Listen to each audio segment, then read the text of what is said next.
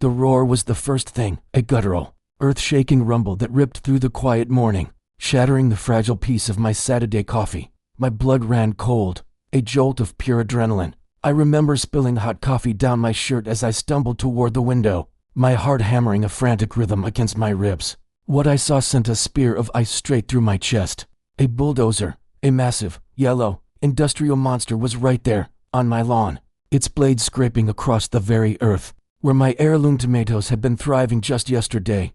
My garden, my sanctuary, it was gone, annihilated, and standing there, with a smirk as wide as the Grand Canyon, was Karen HOA, the self-proclaimed queen of the cul-de-sac. Her arms were crossed, her posture a perfect, infuriating monument to self-righteousness. "I told you, Michael," she called out, her voice a shrill, triumphant crow. "The bylaws are clear. No unauthorized vegetable patches." I remember the breath escaping me in a long, shaky gasp. The world seemed to tilt on its axis. The vibrant greens of my basil, the deep reds of my ripening peppers, the delicate purple of my lavendel reduced to a grotesque mess of churned soil and splintered wood. My hands trembled as I threw open the front door. "What have you done?" I choked out, my voice thick with disbelief and a rage so profound it felt like a physical weight in my stomach. She just tutted, the sound a condescending little click of her tongue. "This is a sanctioned enforcement action. Michael, your garden was an eyesore. It devalued the entire neighborhood. My garden, an eyesore. My carefully tended oasis, a place I had poured my heart and soul into, was gone. And for what? For her warped sense of curb appeal. The other neighbors, a few of them peering from behind curtains, silently watched the spectacle. My eyes met one of them, old Mrs. Henderson, a sweet woman who had praised my tomatoes just last week. She averted her gaze instantly, a mixture of fear and shame on her face. That's when the truly bitter taste of it all hit me. This wasn't just about the garden. This was a public execution, a demonstration of Karen's power, a warning to the rest of the neighborhood. This was her teaching me a lesson. But lessons can be learned by more than one person, can't they? A flicker of determination ignited within me, pushing back the despair. I took a slow, deep breath, forcing myself to look past the ruin and focus. I noticed the bulldozer's blade, caked with mud and grass. It had clearly been used. But there was something else, too. A small, almost invisible piece of plastic caught on a bolt. It was a fragment of a sprinkler head. Not Minimi sprinklers were a different brand, a fact I was certain of. This detail, this tiny, insignificant sliver of green plastic, felt like a lifeline. I didn't know what it meant yet, but I knew it was a key. I clenched my fists, the resolve hardening in my gaze. "This isn't over, Karen," I said, my voice low and steady. She just laughed, a cruel, hollow sound that echoed off the neat rows of houses. "Oh, it's very much over, Michael. The matter is resolved. The bylaws have been enforced." But the cold certainty in her eyes wavered for a split second, a micro-expression of something that wasn't pride, but unease. "She knows something. I can feel it." That evening, as I stood amidst the wreckage of my garden, a solitary figure walked up my driveway. It was David, the youngest member of the HOA board, a quiet, introverted guy who worked from home and mostly kept to himself.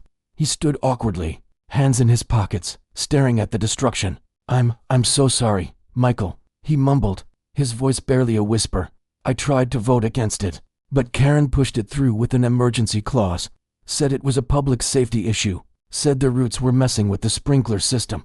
He paused, a deep sigh escaping his lips. "But that's not the whole story, is it, David?" I asked, holding up the tiny piece of plastic. His eyes widened slightly. You saw that," he said, his voice laced with a strange mix of relief and fear. "That's from the community park sprinklers, the old ones. They were supposed to be replaced last month. But Karen and her husband, Bob, they own the landscaping company that got the contract. They said they'd done the work, collected the check, but they just replaced the heads in the visible areas. They left the old, broken ones buried." The pieces clicked into place with an audible snap. My garden wasn't a public safety issue. It was a cover-up. Karen knew I was about to plant some new, deep-rooted perennials that would inevitably hit the old, broken sprinkler lines. She had to destroy my garden to prevent me from accidentally exposing her fraud. The audacity of it, the sheer, calculated cruelty of her plan, took my breath away. She didn't just want to teach me a lesson. She wanted to bury her crime in my soil, and in the process, she had left a trail of broken plastic, and a trail of guilt on an honest man's conscience. David, I said, my voice now a confident, low rumble, thank you. This changes everything. The next week's HOA meeting felt less like a meeting and more like a theatrical performance. The air was thick with tension, a tangible static charge. Karen, oblivious to the storm about to break, sat at the head of the table, smiling smugly as she presented a detailed, glossy report on community improvements. I waited. My heart pounded a steady, insistent drumbeat. Finally, she opened the floor for new business. I raised my hand. Her smile soured instantly. Yes, Michael, she said, the annoyance plain in her voice. I'd like to discuss the recent enforcement action on my property, I began, my voice clear and unwavering. Whispers rippled through the room. The matter is closed, she insisted, her voice rising. It's a done deal. The board voted. I'm not so sure about that, Karen, I countered, standing up. I've learned some things. I held up the small, green piece of plastic.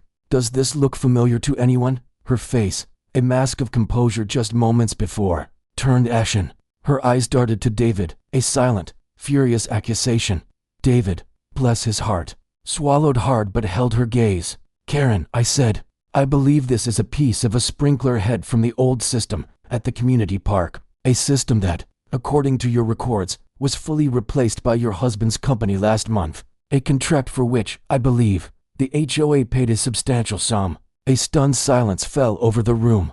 The only sound was the whir of the air conditioning unit and the frantic rustling of paper. As another board member, a retired accountant named Frank, began to frantically flip through the financial reports, he looked up, his glasses low on his nose. He's right, Frank said, his voice a quiet bombshell. The invoice from Bob's Landscaping was paid in full. Karen's composure shattered. This is ridiculous. It's a smear campaign. He's just upset about his weeds, she shrieked, pointing an accusatory finger at me. My garden wasn't a public safety issue, was it, Karen? It was a distraction. You needed a reason to get rid of it before I discovered the truth about your fraudulent contract. It was you who violated the bylaws. You embezzled from this community. My words hung in the air. A devastating truth. Her carefully constructed world, built on a foundation of rules and power, was collapsing around her. The next few days were a blur. The HOA board, shocked by the evidence, voted to suspend Karen and Bob from the board pending a full investigation. The police were called. The audit revealed a trail of falsified invoices and inflated bills for months, all orchestrated by Karen and her husband. The community, once afraid of her, turned on her with a fury that was almost palpable. The karma she had so gleefully bragged about was now hers to bear. The local news picked up the story, and the HOA Karen trope became a local cautionary tale. Her house, once the meticulously perfect showpiece of the neighborhood, now stood silently, its blinds drawn, a stark monument to her greed and fallibility. The other neighbors, no longer cowering, came to my house. They brought bags of soil, seedlings, and tools. Old Mrs. Henderson, her eyes filled with tears, handed me a bag of her special heirloom tomato seeds. We're a community, Michael, she said softly. We look out for each other. We always have. I watched them work, a dozen people in my yard, laughing and talking, rebuilding what she had so callously torn down. And in that moment, I realized something beautiful. She had tried to destroy my garden, but in doing so, she had sowed the seeds of a true community, a community that wasn't built on fear and bylaws, but on kindness and solidarity. My garden was a symbol of resistance, and it was being rebuilt, better than ever, by the very people she had tried to control. So, who was right? Karen, who believed a community must be strictly controlled with an iron fist, or the neighbors, who showed that a community is built on love and support? Was her downfall a just punishment for her actions, or a harsh consequence of a situation she didn't fully understand?